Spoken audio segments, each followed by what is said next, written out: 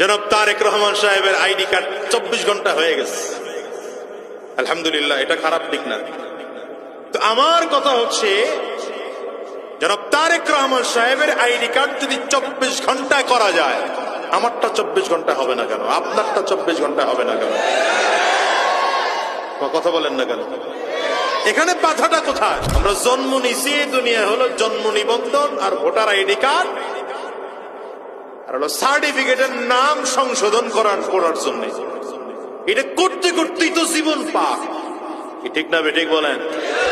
আপনারা যদি জনাব তারেক রহমান সাহেবের আইডি কার্ডটাকে মাত্র 24 ঘন্টায় করতে পারেন, তাইলে বোঝা যায় আপনাদের কাছে এমন প্রযুক্তি আছে যে 24 ঘন্টা আইডি কার্ড বের করা যায়।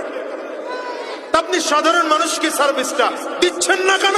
সুদ খাওয়ার জন্য, ঘুষের ব্যবসা করার জন্য। এই কথা বলেন না কেন? এই জন্য আমি বলবো, আগামীতে কারা ক্ষমতায় যাবেন জানি না, যারাই যাবেন, আল্লাহ যাদেরকে ক্ষমতায় নিবে, সরকারি চাকরিজীবীগুলোর মধ্যে যেগুলো সুদখোর আছে, যেগুলো ঘুষখোর আছে, প্রত্যেকটাকে শাস্তির আওতায় নিয়ে আসেন। এ বাংলাদেশ অটোমেটিক সুন্দর হয়ে যাবে। আমার দেশের হাজারো মানুষকে আমি দেখেছি শুধুমাত্র আইডি কার্ড ঠিক করার জন্য 100 দিন দৌড়ায়, কাজ হয় না। জন্ম নিবন্ধন ঠিক করার জন্য দৌড়ায়। আমি এই জন্য এলাকায় যখন দায়িত্ব আমার আসলো, আমি প্রথম ঘোষণা দিয়েছি যে আমি জন্ম নিবন্ধন সংশোধন করে দেব তো দিবই, সরকারি ফি যতটুকু আছে সেটা পর্যন্ত কারো কাছ থেকে নেব না, আমি নিজের টাকায় সেটা করে দেব। আলহামদুলিল্লাহ, আমার এলাকা এখন ভেজাল মুক্ত, আল্লাহ শুকর।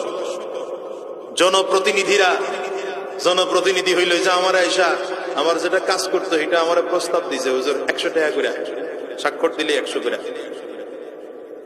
বুঝেন নাই কথা?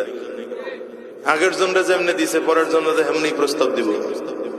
বললাম কোনো 100 নাই, তুমি টাকা নিবা কম। আর আমি এটা ফ্রি করার ঘোষণা করে দিছি, নতুন আইডি জন্ম নিবন্ধন করবে তো ফ্রি, স্বাক্ষর দেব তাও ফ্রি। আমার তো জনগণের টাকা খাওয়ায়া ভোট নেওয়া লাগে নাই, তো আমি জনগণের সেবা দিতে গিয়ে টাকা খাবো কেন? এখন আপনারা যাদেরকে টাকা খাইয়া ভোট দেন, তার কাছ থেকে সেবা নিতে গেলে তো টাকা দিয়েই সেবা নেওয়া লাগবে। কি কথা বুঝেন নাই? আমাদের চরিত্র ভালো না তো, আমাদের এদেশের চরিত্র ভালো নয় জাতি।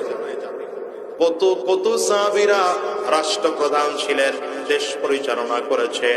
যদিও এখনকার ভাষা পরিবর্তন হয়েছে, আমরা এখন কেউ বলি মেম্বার, কেউ বলি চেয়ারম্যান, কেউ বলি এমপি, কেউ বলি মন্ত্রী, কেউ বলি প্রধানমন্ত্রী, কেউ বলি প্রেসিডেন্ট। সাহাবীদের যুগেও আমার নবীর সাহাবীরা আমিরুল মুমিনিন ছিলেন কি ছিলেন না?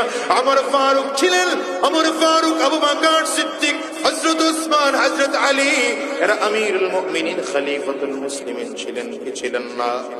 জান্নাতি না জাহান্নামী? তাইলে এখনকার রাষ্ট্রপ্রধানরা কেন জাহান্নামী হয়? তার কারণ হলো রাষ্ট্র চালাইলেও জান্নাতে যাওয়া যায়, কিন্তু দ্বীনের বিরোধিতা করার কারণে রাষ্ট্রপ্রধান